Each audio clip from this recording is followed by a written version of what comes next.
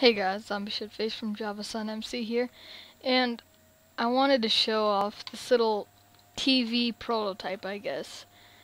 As you can see, it has a screen, a remote, I guess you could call this a remote, and a little old-fashioned, I guess, dial.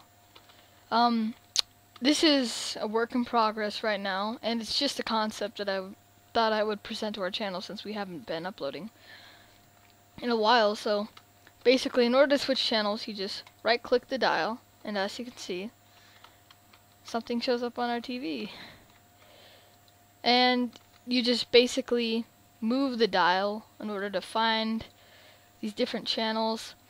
And yeah, that's pretty much all there is to it. You could do that, or you could do this. The remote comes in hand, which I think, in my opinion, the remote is a lot simpler. It's more compact, and you can basically just do more channels than as if you were to do the dial. But anyways, so I've only done 3 channels right now because, like I said, it's a work in progress, other than the dial, the amount of channels that the dial has.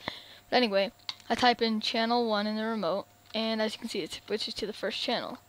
And now I can do channel 2, and it'll switch to channel 2, channel 3, switches to channel 3, and etc. This can go on for as many channels as you want, with as many different combinations, with as big of a screen as you would like. This is fully modifiable, and just a concept once again.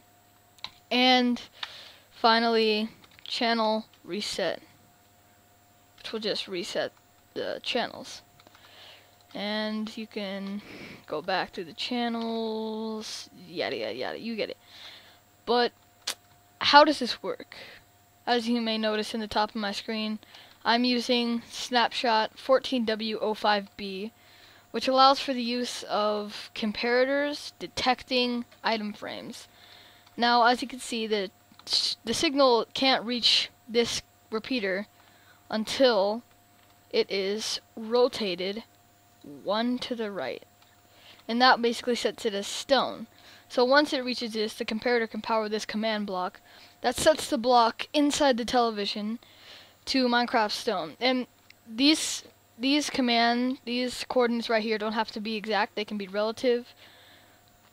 And as you can see, if you set the dial back again, lag spike, it can reach this command block, and then that one, and this one, and basically all these are just different set block commands that just set blocks inside of here. And I was too lazy to do a reset for the dial. Like I said, it was a work in progress, and I just wanted to get a video out since we haven't in a long time. And as you might have seen from over here, this is how much easier it is to do the remote.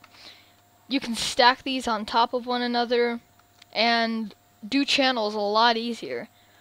And now basically what these are doing is, it's a hopper clock with comparators that detect if a player has a writable book that has channel 3 in it. And this can be any text, like you can just do 3, for example. I'll do 3. And it'll switch to channel 3. So if I do that, it'll switch to channel 3, which is whatever you want, really. So as you can see, it switched. And that's pretty much the same thing for all of these. And that comparator was just powered.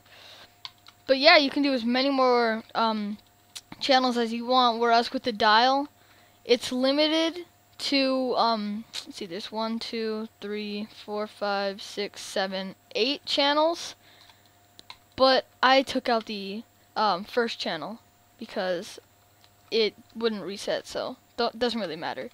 But all in all, I would go with the remote and this. So now many people might be wondering, well, how do you build this? Unfortunately, this isn't survival friendly. The dial one could be survival friendly, I guess, if you had pistons, but that'd be just a headache. So just for the sake of the video, I'm gonna add in another channel so you can see how it's built. So you want to build a hopper clock like that, 2 hoppers facing into each other. And lag. You want to get a comparator with a command block.